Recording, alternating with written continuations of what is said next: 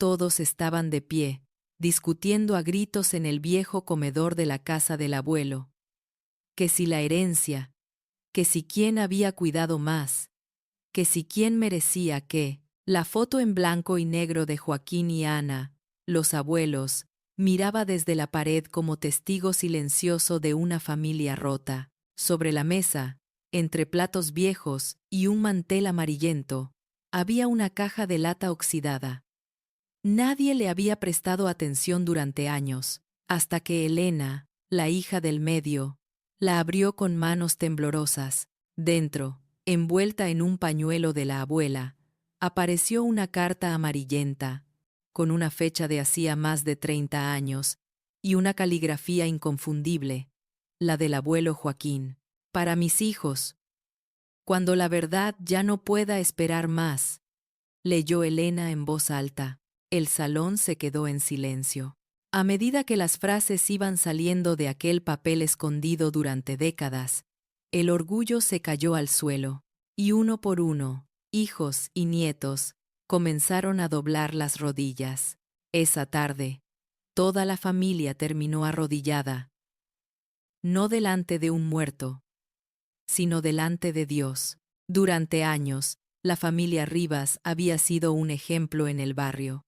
La casa del abuelo Joaquín y de la abuela Ana era punto de reunión en todas las fiestas, cumpleaños, navidades, bautizos de los nietos. La puerta siempre estaba entreabierta, y el olor a comida casera llenaba la cuadra. Joaquín, ahora de 83 años, había sido conocido como hombre trabajador, serio, de carácter fuerte.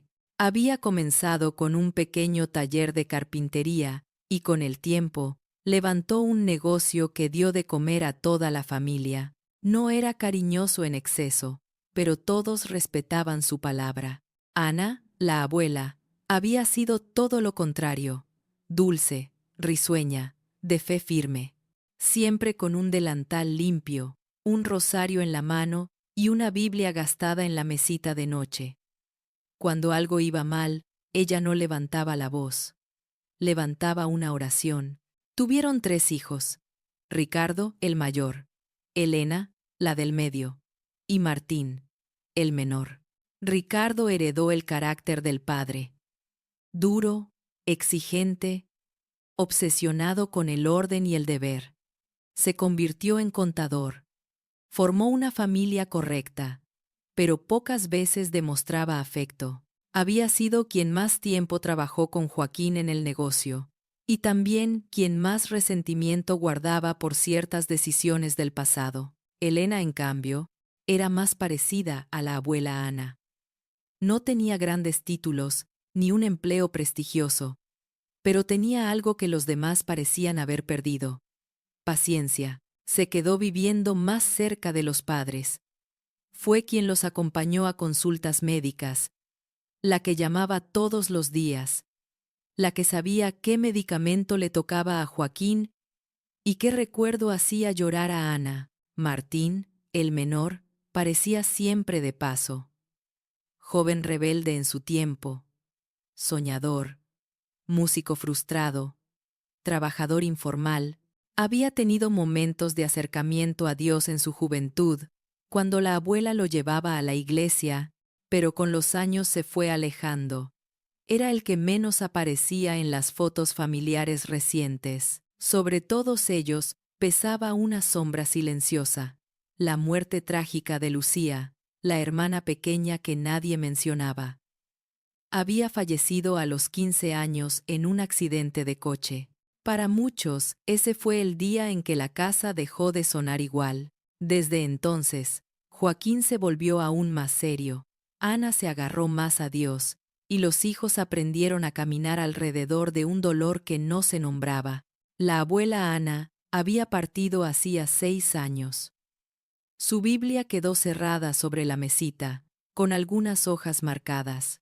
Desde entonces, la casa pareció perder color. Joaquín vivía ahora con Elena, que se había mudado unos años antes para acompañarlo. La salud del abuelo se había deteriorado. La presión, el corazón, La memoria a veces le jugaba malas pasadas. Sin embargo, seguía siendo el patriarca. Su firma estaba en varias escrituras: la casa, el terreno del pueblo, una pequeña cuenta de ahorros. Y eso era el origen de muchas conversaciones incómodas entre los hermanos. No es por dinero, decía Ricardo, revisando papeles.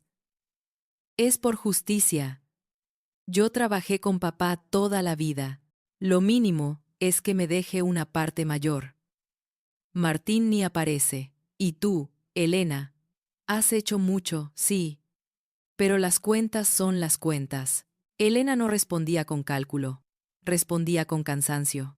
Lo que a papá le quede es de papá, contestaba. Y si él decide dejarlo todo a la iglesia, también está en su derecho. Ninguna herencia arregla una familia rota.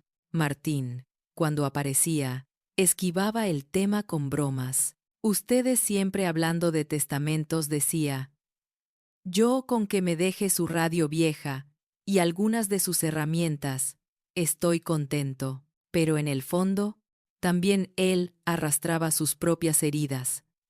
Sentía que nunca había estado a la altura, que siempre había decepcionado a su padre, que, pase lo que pase, para Joaquín el hijo bueno, sería siempre Ricardo. Un domingo por la tarde, después del almuerzo, Joaquín pidió a Elena que lo acompañara a su habitación. Caminaba despacio, apoyado en su bastón, se sentó en la cama y miró el viejo ropero de madera, ese que él mismo había construido cuando se casó con Ana. Elena, dijo, con la voz gastada, si algún día tu padre no amanece, no llames primero al notario. Elena sonrió triste. Ay, papá, no hable así. Pero Joaquín insistió, con una seriedad distinta. Escucha. Antes de abogados, antes de cuentas, hay otra cosa que ustedes necesitan encontrar. Algo que no está en los papeles del banco. Se quedó en silencio, como si luchara internamente. En ese ropero añadió, al fin, hay una caja vieja, de lata, con una flor dibujada.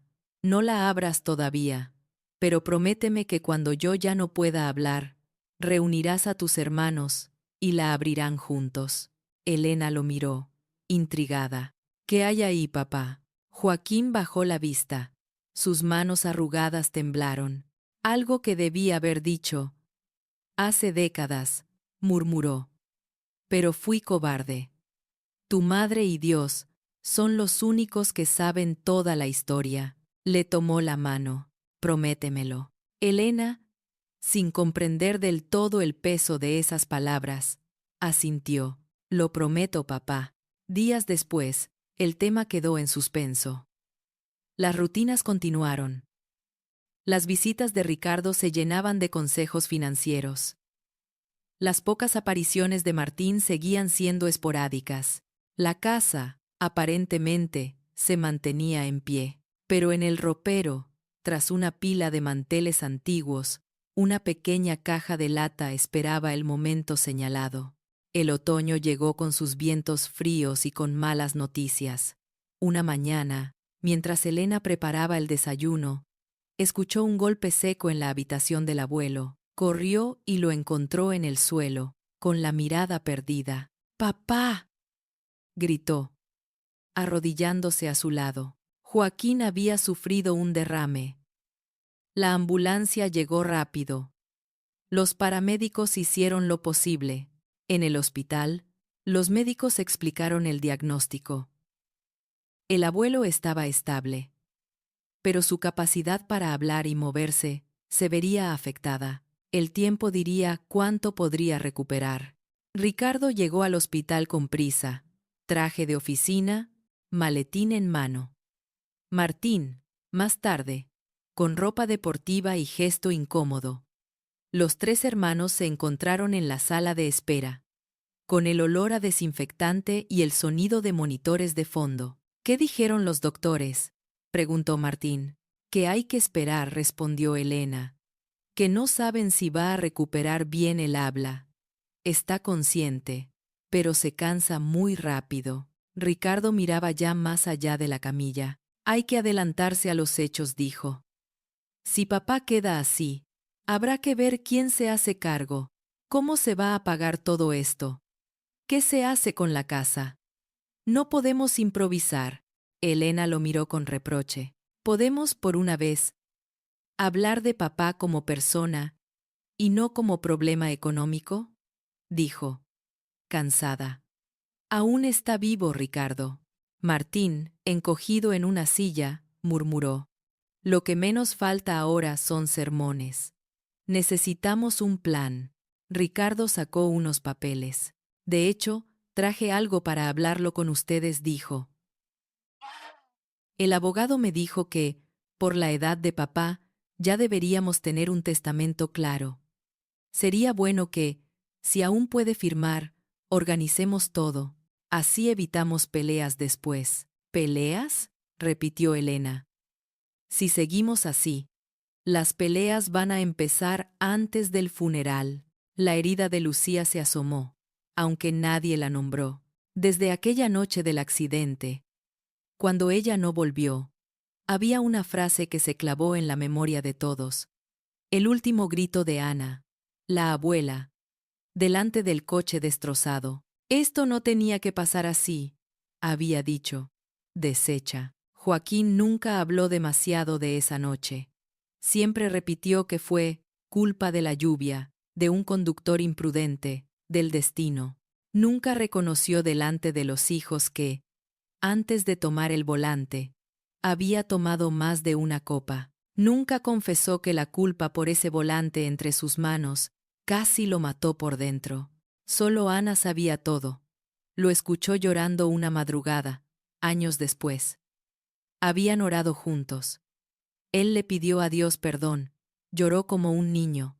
Ana lo animó a contarlo a los hijos, a levantarse en verdad y no en excusas. Joaquín, sin embargo, tuvo miedo. Miedo de perder el respeto de sus hijos. Miedo de que dejaran de verlo como el hombre fuerte de la casa.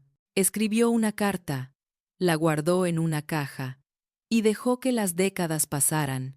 En el hospital los días se hicieron largos. Elena pasaba la mayor parte del tiempo allí. Ricardo organizaba turnos, gestionaba trámites, discutía con el seguro. Martín aparecía de tarde en tarde, con un café en la mano, sin saber bien qué hacer. Una tarde, Joaquín pareció más lúcido. Elena estaba sentada a su lado, leyendo en voz baja un salmo de la Biblia de Ana, que siempre llevaba en el bolso. Aunque ande en valle de sombra de muerte, leía, no temeré mal alguno, porque tú estarás conmigo. Joaquín movió la mano, buscando la de su hija. Elena balbuceó, con esfuerzo. La ca. Ella acercó el oído. ¿La caja, papá? Él asintió con dificultad. Ro, pe, ro, ca, re. Los ojos de Joaquín se llenaron de lágrimas. No podía hacer más. Se agotó y cerró los ojos. Esa noche, mientras Elena intentaba dormir un poco en la casa del abuelo, la frase no la dejó tranquila.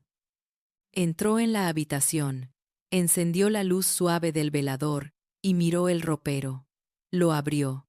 Entre la ropa doblada y los manteles, la vio.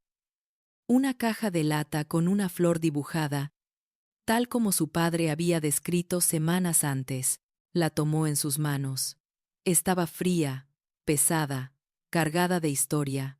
Su primera reacción fue abrirla de inmediato. Pero recordó la promesa. Reúne a tus hermanos y la abrirán juntos.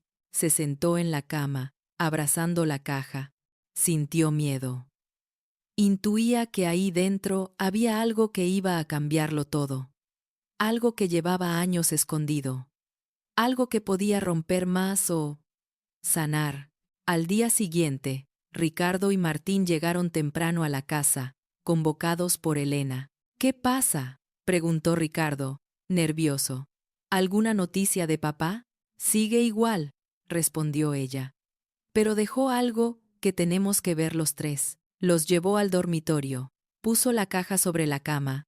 Papá me pidió que, cuando él ya no pudiera hablar bien, buscáramos esto, explicó. Me habló del ropero, de una caja, de una carta. Esta es. Martín la miró con desconfianza. ¿Y si son solo papeles viejos? Comentó, intentando restarle importancia. Ricardo, siempre práctico, preguntó. ¿Tiene que ver con la herencia? No lo sé, respondió Elena. Solo sé que dijo que era algo que debió haber dicho hace décadas. El ambiente se cargó. Ninguno quería ser el primero en tocar la tapa. Finalmente, Elena respiró hondo. Lo hagamos o no, esto ya está en medio de nosotros, dijo. Y no quiero cargar sola con lo que sea que diga. Vamos a abrirla. Levantó la tapa despacio. Dentro había algunas fotos antiguas, un pañuelo de la abuela, y debajo, una carta doblada, con el papel amarillento. Para mis hijos, cuando la verdad ya no pueda seguir escondida. Una fecha. 32 años atrás. Ricardo y Martín se miraron, sorprendidos. 32 años. Murmuró Elena. Eso fue poco después de que murió Lucía. El corazón de los tres se encogió al recordar. Ricardo se apresuró. Está dirigida a mis hijos, dijo. Léela en voz alta. Si papá la escribió para nosotros, es porque quería que los tres supiéramos lo que dice, y así, sin darse cuenta de que estaban a punto de entrar al corazón más profundo del abuelo, se prepararon para escuchar aquellas frases atrapadas en el tiempo. Se reunieron en el comedor, como tantas otras veces, pero esta vez, sin comida, ni risas, solo la caja, la carta y la foto de los padres mirando desde la pared. Elena abrió el sobre con cuidado, como si temiera lastimar las letras. El papel estaba frágil, pero aún firme. Empieza así, dijo, tragando saliva. Queridos hijos, si están leyendo esta carta, es porque yo no tuve el valor de decirles esto en vida, con la voz, y por eso primero les pido perdón. Ricardo cruzó los brazos, intentando mantener la compostura. Martín se recostó en la silla, con la mirada perdida. Elena continuó. No soy el hombre fuerte que siempre quise parecer. He sido cobarde, orgulloso y egoísta. Y lo que voy a decir puede causarles dolor. Pero más dolor me causa seguir viviendo con esta mentira. Un silencio pesado cayó sobre ellos. Elena respiró hondo y siguió. La noche en que su hermana Lucía murió, no fue solo culpa de la lluvia, ni de un conductor imprudente. Esa noche, yo había bebido. No mucho, dirán algunos. Solo unas copas, decía yo, pero fueron suficientes para nublarme. Su madre me pidió que no manejara, que esperáramos. Yo insistí, diciendo que estaba bien, que podía, que era el hombre de la casa. Esa fue mi soberbia. Y esa soberbia me hizo tomar el volante y perder a mi hija. La voz de Elena se quebró. Recordaba las versiones suavizadas. Fue un accidente. Nadie tuvo la culpa. Nunca nadie había dicho con todas las letras. Yo había bebido. Ricardo apretó los puños. Martín cerró los ojos con fuerza. Cuando el coche chocó, siguió Elena, leyendo, y vi a Lucía inconsciente. Quise morirme allí mismo. Escuché los gritos de su madre. Escuché las sirenas. En el hospital, cuando nos dijeron que se había ido, algo dentro de mí murió con ella. Pero en vez de confesarlo, me escondí detrás de la versión cómoda. Fue el otro coche. Fue la lluvia. Nunca les dije la verdad a ustedes, porque tenía miedo de perder el poco respeto que les quedaba por mí. Ricardo golpeó la mesa. ¿Cómo pudo callar algo así tanto tiempo?, exclamó, con rabia. Martín, con lágrimas en los ojos, murmuró. Por eso dejó de manejar casi por completo. Por eso se ponía mal cuando veía accidentes en la televisión. Elena continuó.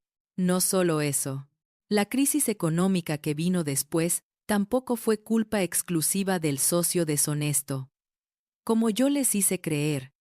Sí, su tío Ernesto tomó decisiones equivocadas.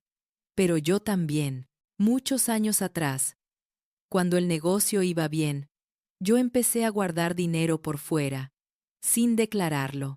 Quise asegurarme para el futuro, desconfiando de todos, incluso de su madre. Cuando las cosas se pusieron difíciles, fue más fácil culpar a su tío que reconocer mi propia mala administración. Los tres se quedaron impactados.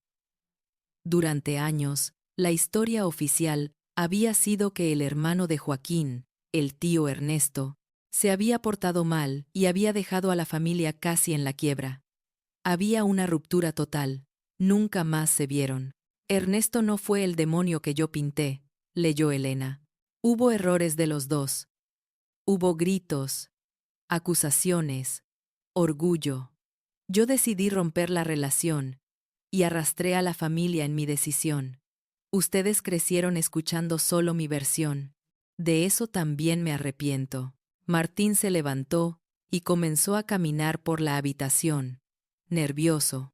Entonces, hemos odiado a un tío durante años, por una historia a medias. Preguntó. Eso parece, respondió Ricardo, con la voz temblorosa. Elena no podía detenerse. La carta seguía. Podría seguir enumerando cosas, las veces que fui más duro con Ricardo, porque veía en él lo que yo era, las veces que desprecié los sueños de Martín, por miedo a que repitiera mis fracasos, las veces que cargué sobre Elena responsabilidades que yo no asumí como esposo y padre. Ustedes no tuvieron un padre perfecto, tuvieron un hombre lleno de pecados, al que Dios, aún así, decidió levantar. Un rayo de luz atravesó la dureza de las palabras. Su madre, Ana, fue la primera que supo la verdad de Lucía y de Ernesto. Me miró con lágrimas y me dijo: Joaquín, Dios te puede perdonar, pero no puedes vivir con esta mentira para siempre. El día que te atrevas a decir la verdad, nuestra familia empezará a sanar. Ella oró por mí durante años. Me llevó a la iglesia cuando yo no quería. Me hizo escuchar predicaciones sobre confesión y arrepentimiento. Una noche, en una campaña, levanté la mano y le entregué mi vida al Señor de verdad. Él me perdonó, lo sé, lo sentí, pero nunca pude decirles a ustedes todo esto. El miedo me ganó. Elena se limpió las lágrimas para poder ver las letras. Esta carta la escribí hace 32 años, después de una de esas noches de oración con su madre. Pensaba entregársela la mañana siguiente, pero amanecí cobarde. La guardé en la caja de lata y dejé que los años pasaran. Ahora, cuando siento que mis fuerzas se van, no quiero llevarme este peso a la tumba. Ricardo ya no podía contener el llanto. Martín se apoyó en la pared, como si el cuerpo le pesara demasiado. @s, leyó Elena. No escribo esto para que me vean como un monstruo ni como un santo arrepentido. Solo quiero que sepan que su padre pecó, pero también fue alcanzado por la gracia de Dios. No quiero que repitan lo que yo hice. Esconder, culpar, huir. Quiero que vivan en la verdad. Que pidan perdón cuando se equivoquen. Que no esperen décadas para reconciliarse. Elena hizo una pausa. Lo que seguía era aún más personal. Ricardo, sé que muchas veces te exigí más de la cuenta. Te traté como adulto cuando todavía eras un niño.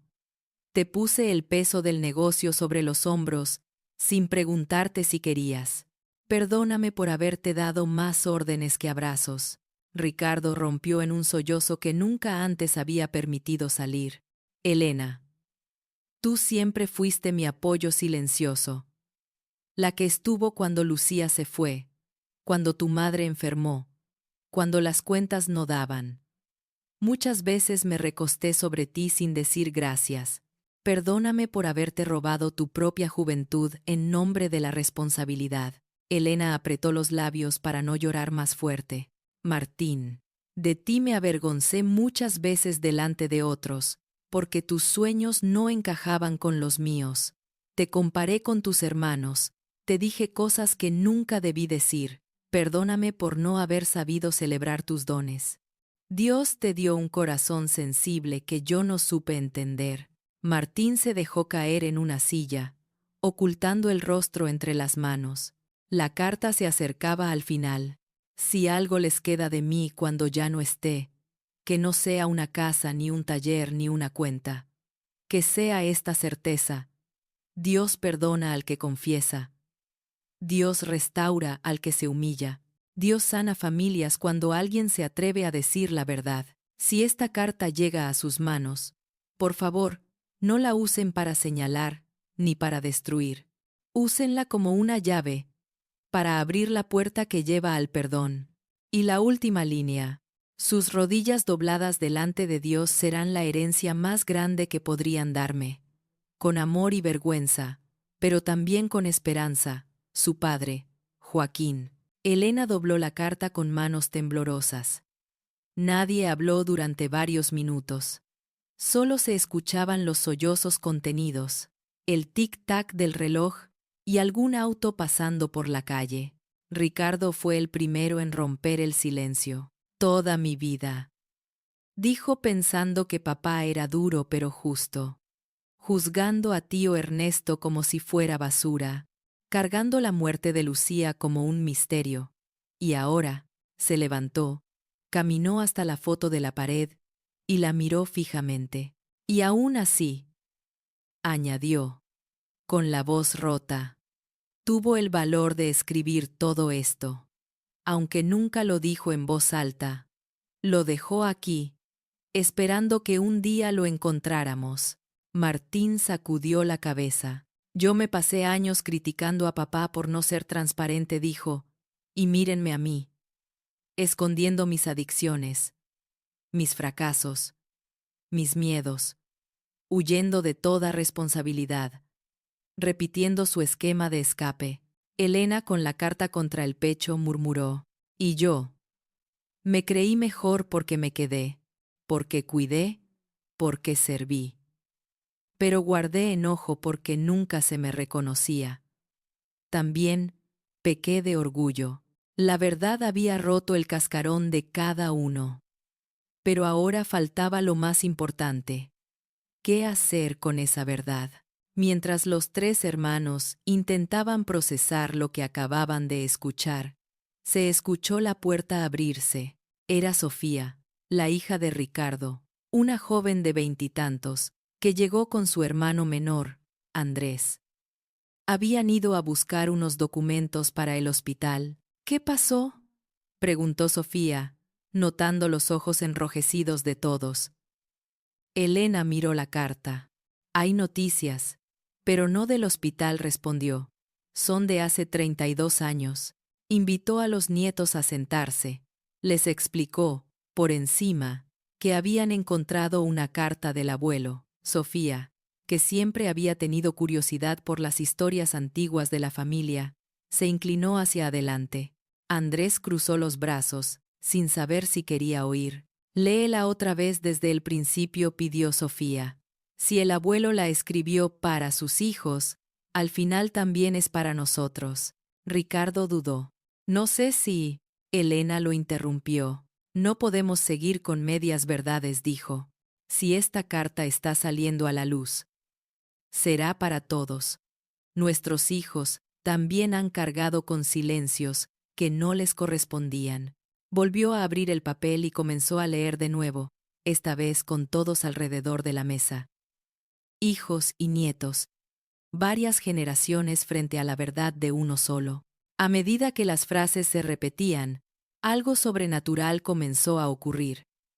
No había luces del cielo ni truenos, pero el ambiente cambió. Sofía, que hasta ese momento había tenido una fe más bien tibia, sintió que Dios le hablaba directamente.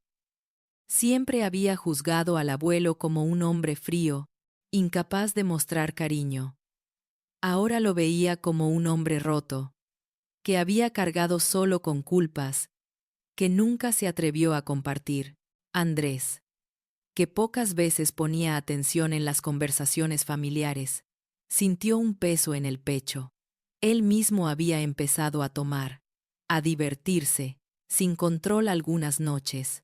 Escuchar que una noche de un par de copas había terminado con la muerte de una tía que nunca conoció, lo confrontó. Cuando Elena llegó de nuevo a la parte en que Joaquín pedía perdón a cada hijo por nombre, las lágrimas eran generales. La casa, que tantas veces había sido escenario de discusiones por plata, ahora era testigo de un llanto distinto. Al terminar, Sofía habló con voz entrecortada. El abuelo fue responsable de cosas terribles, pero tuvo la humildad de reconocerlo ante Dios y escribirlo aquí. ¿Y nosotros? Miró a su padre. ¿Cuántas cosas esconden ustedes? ¿Cuántas cosas escondemos todos? Ricardo no supo qué responder. Por primera vez, su hija le estaba hablando de igual a igual, no como la niña que solo obedece, sino como una mujer que ve a sus padres como personas, no como héroes. Martín se levantó, dio unos pasos y se detuvo en medio de la sala. No sé ustedes, dijo, pero yo no puedo escuchar todo esto y seguir sentado como si fuera una película. Me siento tan pecador como papá en esa carta. Critiqué su silencio, y he vivido huyendo de Dios. Yo necesito pedir perdón. Sus palabras colgaron en el aire. Elena, con la carta aún en la mano, sintió un impulso que reconoció. El mismo que había sentido muchas veces en la iglesia, cuando el pastor invitaba a pasar al frente para orar. Papá dijo que nuestras rodillas dobladas delante de Dios serían su mejor herencia, murmuró. Si hay un día para hacerlo, es este. Miró al suelo, luego a la mesa, luego al cielo. Finalmente, dio el primer paso. Se arrodilló junto a la silla, sin importarle si el suelo estaba frío. Ricardo la observó. Durante años, había visto la fe de su hermana como cosa de débiles, como una muleta, pero ahí, con la carta en medio, entendió que la verdadera debilidad era la suya. Al creer que podía sostenerlo todo sin Dios, sus ojos se llenaron de lágrimas otra vez. Si papá fue capaz de escribir esto, dijo, yo puedo doblar mis rodillas. Se arrodilló a su lado. Martín, sin dudar más, se tiró de rodillas también, golpeando el suelo con sus manos, como si quisiera sacar algo de su interior. Los nietos se miraron entre sí. Sofía respiró hondo y se arrodilló. Andrés, que al principio se sentía ridículo, sintió un quiebre en su orgullo y se unió al resto. El salón que horas antes era campo de batalla por una herencia, se transformó en un pequeño altar familiar. Elena comenzó a hablar en voz alta, pero no como quien reza algo memorizado, sino como quien abre el pecho. Señor, dijo, tú conoces esta casa, desde antes de que fuéramos familia. Sabes lo que pasó aquella noche de Lucía. Sabes lo que pasó con Ernesto. Sabes cómo hemos vivido todos estos años, escondiendo cosas, culpando a otros. Hoy hemos leído la verdad de papá. Y también vemos nuestra propia verdad. Perdónanos. Ricardo tomó la palabra, entre sollozos. Dios, murmuró. Yo he sido duro, orgulloso, controlador. He juzgado a mi padre, he juzgado a mis hermanos, he juzgado incluso a mi esposa y a mis hijos, como si yo fuera perfecto. Te pido perdón, y te pido que me enseñes a ser un hombre diferente, no solo correcto por fuera, sino humilde por dentro. Martín lloraba sin filtros. Señor, yo me alejé de ti, confesó. Dejé la fe que la abuela me enseñó. Me excusé en los errores de mi padre para hacer lo que quise. Hoy veo que estoy igual de perdido que él cuando bebió y tomó ese volante. No quiero terminar destruyendo a alguien por mi irresponsabilidad. Ten misericordia de mí. Sofía, con la voz temblorosa, añadió: Dios, yo pensé que todo esto de la fe era cosa de gente vieja. Hoy veo que la verdad que está en esta carta también me habla a mí. No quiero seguir viviendo de apariencias. Toca mi vida, por favor. Andrés, con un nudo en la garganta, murmuró: Señor, yo no conocí a tía Lucía. Pero no quiero repetir esa historia. Ayúdame a tomar decisiones diferentes. Mientras todos oraban, la carta de Joaquín permanecía abierta sobre la mesa, como un cuarto miembro silencioso de aquella reunión. La foto del abuelo y la abuela parecía mirar esa escena con un tipo de alegría que no cabía en palabras. En ese momento, llegó a la casa el pastor Luis, amigo de la familia y antiguo compañero de oración de Ana. Elena lo había llamado horas antes para pedirle consejo, pero él estaba atendiendo otra visita y llegó más tarde de lo esperado. Abrió la puerta con la llave que Elena le había dado tiempo atrás para emergencias. Al entrar al comedor, se detuvo, sorprendido. No encontró la típica escena de sillas alrededor de una mesa, sino a toda la familia de rodillas. ¿Qué ha pasado aquí?, preguntó, conmovido. Elena se levantó un instante, aún con lágrimas. Pastor, explicó. Encontramos una carta del abuelo, una carta con toda la verdad. Y Dios aprovechó para desnudarnos a todos. El pastor Luis se acercó a la mesa, leyó algunas líneas de la carta, y sintió él mismo un nudo en la garganta. Ana oró por esto durante años, dijo. Siempre me decía: el día que Joaquín suelte todo lo que guarda, Dios va a hacer algo grande en mi casa. Él empezó escribiendo esta carta. Y Andia, el día que Joaquín, él empezó escribiendo esta carta. Y hoy Dios la terminó con sus corazones. Se arrodilló también, junto a ellos. Señor, oró. Aquí tienes varias generaciones de rodillas. Haz con esta familia lo que has querido hacer desde hace tanto. Sanarla. Que esta carta no sea solo un recuerdo triste de un abuelo arrepentido, sino el inicio de una nueva historia para los Rivas. Las palabras del pastor sellaron lo que el Espíritu de Dios ya había comenzado. Esa tarde, en aquella casa sencilla, el cielo y la tierra se encontraron en un punto. Un grupo de personas reconociendo su pecado y la necesidad de un Salvador. La carta había salido a la luz. Y con ella, la familia entera se había arrodillado. Horas después, cuando las lágrimas se fueron calmando y el sol comenzaba a caer, el ambiente en la casa era distinto. No era una felicidad explosiva, era una paz profunda, nueva. Ricardo miró a sus hermanos. Tenemos que ir al hospital, dijo. Papá debe saber lo que pasó, sea que nos entienda o no. Necesitamos decirle que lo perdonamos. Elena asintió, y que gracias a su carta, hoy somos diferentes. Martín, aún en proceso de asimilar todo, añadió, y después, debemos buscar a tío Ernesto. No podemos dejar que ese tema se quede así. Si papá se arrepintió, nos toca a nosotros hacer el resto. Organizaron todo rápidamente. Camino al hospital, el pastor Luis los acompañó. En el auto, el silencio ya no era incómodo. Era un silencio lleno. Al llegar a la habitación, encontraron a Joaquín despierto, con la mirada tenue pero consciente. Elena se acercó a la cama, tomó su mano. Papá dijo. Encontramos la carta. Los ojos del abuelo se humedecieron. Intentó hablar, pero las palabras no salían claras. Solo alcanzó a decir, Ricardo se acercó, colocó la mano sobre la de su padre. No sigas pidiendo perdón, papá dijo, con firmeza amorosa. Ya lo leímos todo, sabemos lo de Lucía, lo de Ernesto, lo de tu miedo. Martín se inclinó del otro lado. Y queremos que sepas otra cosa, añadió. Hoy todos estuvimos de rodillas. Como tú pediste.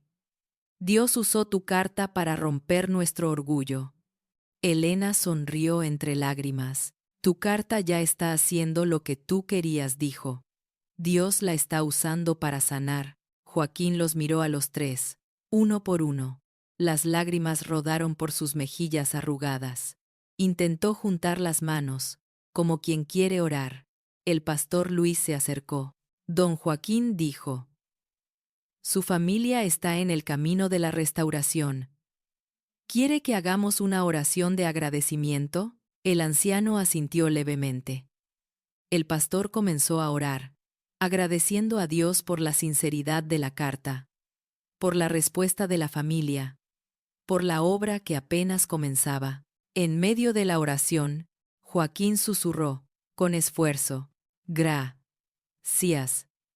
Señor. Fue la última oración hecha con claridad que salió de sus labios. Días después, su cuerpo se apagó con tranquilidad, rodeado de hijos y nietos que ya no estaban divididos por los secretos, sino unidos por la verdad. En el funeral, la carta fue mencionada, pero no leída en público. Era algo íntimo, familiar. Lo que sí se compartió fue el efecto que tuvo. Varios familiares lejanos, al escuchar que Joaquín había confesado culpas de décadas, sintieron el peso de sus propias historias ocultas. Algunos se acercaron luego a los Rivas para hacer las paces por temas viejos. Otros comenzaron a acercarse a la iglesia. Semanas después, Ricardo propuso algo que hubiera sido impensable antes. Quiero que el reparto de la herencia se haga de otra manera, dijo. No basándonos en quién trabajó más o quién merece más, sino en lo que sea más justo y más útil para todos. Ya vimos lo que pasa cuando el orgullo manda. Se sentaron con calma, con ayuda del pastor y de un abogado honesto. Hablaron de necesidades reales, de proyectos, de lo que se podía donar. Decidieron apartar una parte para ayudar a un hogar de rehabilitación de adicciones, en memoria de Lucía y de los errores de Joaquín. También, animados por el pastor, buscaron a Ernesto.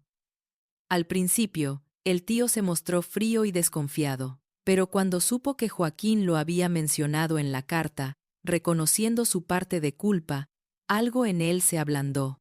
Hubo un encuentro en una cafetería sencilla, abrazos, lágrimas, recuerdos.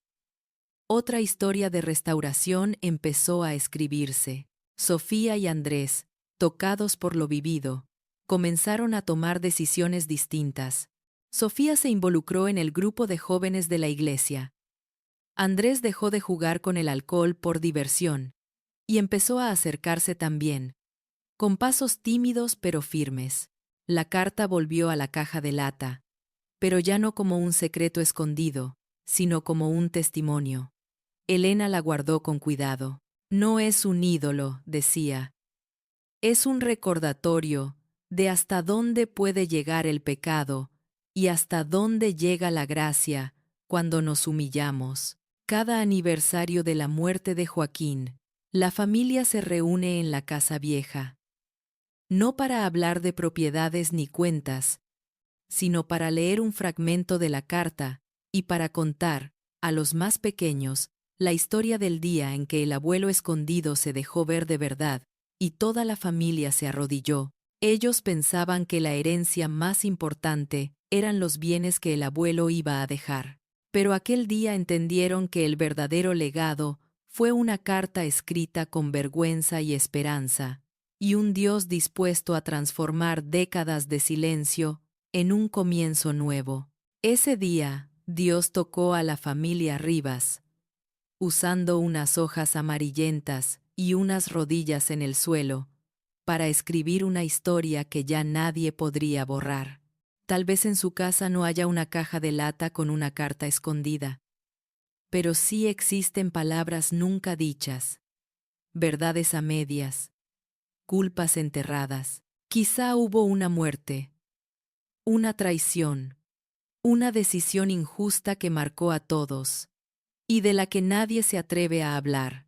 La historia de la familia Rivas muestra algo muy claro. El secreto no sana, solo alarga el dolor.